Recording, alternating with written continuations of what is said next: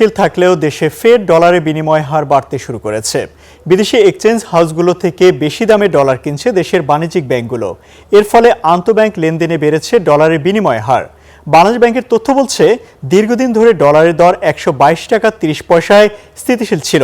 তবে মঙ্গলবার সবশেষ প্রতি ডলার হাতবদল হয়েছে ১২২ টাকা ৬৩ পয়সায়। যদিও বুধবার সকালে সর্বোচ্চ দর উঠেছে ১২২ টাকা ৭০ পয়সা। এদিকে খোলা বাজারে প্রতি ডলার বিক্রি হচ্ছে প্রায় ১২৬ টাকা দরে। ঈদের ছুটিতে টানা ৭ দিন বন্ধ থাকবে বাণিজ্যিক ব্যাংকগুলো। ফলে এখন এলসি খোলার চাপ বেড়ে যাওয়ার পাশাপাশি মধ্যপ্রাচ্য সংঘাতের ফলে জ্বালানি আমদানি ব্যয় বেড়ে যাওয়ায় ডলারের দাম ঊর্ধ্বমুখী বলে জানাচ্ছেন ব্যাংকাররা।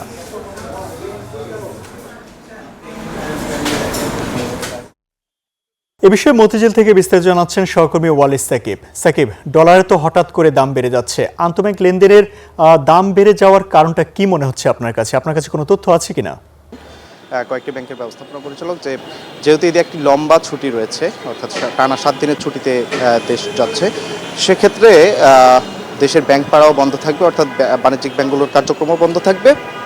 সে কারণে আসলে যেই এলসি খোলার যেই একটি চাপ এখন রয়েছে, অর্থাৎ বন্ধের আগে এলসি খোলার চাপ বেড়ে গেছে, যার কারণে হচ্ছে ডলারের চাহিদা বেড়েছে, এই কারণে ডলারের দাম বাড়ছে।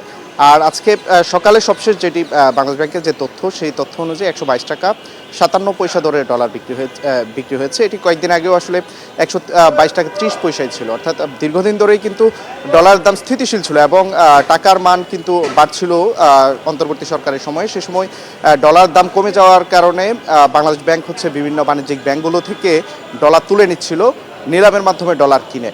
সবশেষ আমাদের কাছে যে তথ্য আছে, গত ২ মার্চ অর্থাৎ চলতি মাসের ২ তারিখেও কিন্তু বাংলাদেশ ব্যাংক ২টি বাণিজ্যিক ব্যাংক থেকে ২৫ মিলিয়ন ডলার কিনেছিলেন, শুধুমাত্র ডলারের যে দাম এটি যাতে না পড়ে।